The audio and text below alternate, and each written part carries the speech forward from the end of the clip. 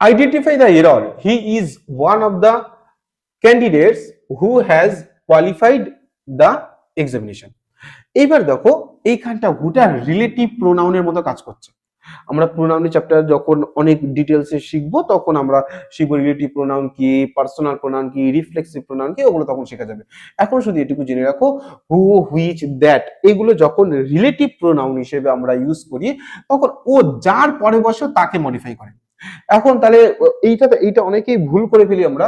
তো মানে করছে হি is one of the candidates who has qualified the examination.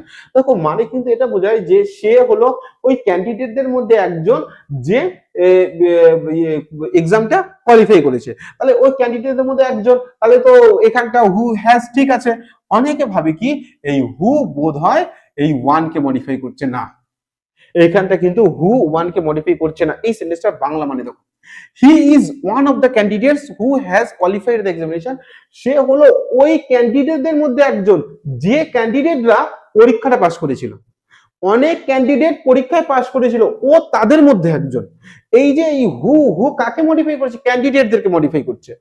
তাহলে ব্যাপারটা কি হলো? তাহলে হু ক্যান্ডিডেটদেরকে মডিফাই করছে। ক্যান্ডিডেট এখানে কি সিঙ্গুলার আছে? সরি, ক্যান্ডিডেট এখানে কি প্লুরাল আছে? ক্যান্ডিডেটস আছে, প্লুরাল আছে। প্লুরালের পরে কখন আমরা হ্যাজ করি না, প্লুরালের পরে আমরা সবসময় হ্যাভ করি। এইখানটা কোথায় ভুলটা হবে? এইখানটা ভুল হবে, এইখানটা অপশন ডি, এইটা হবে হ্যাভ।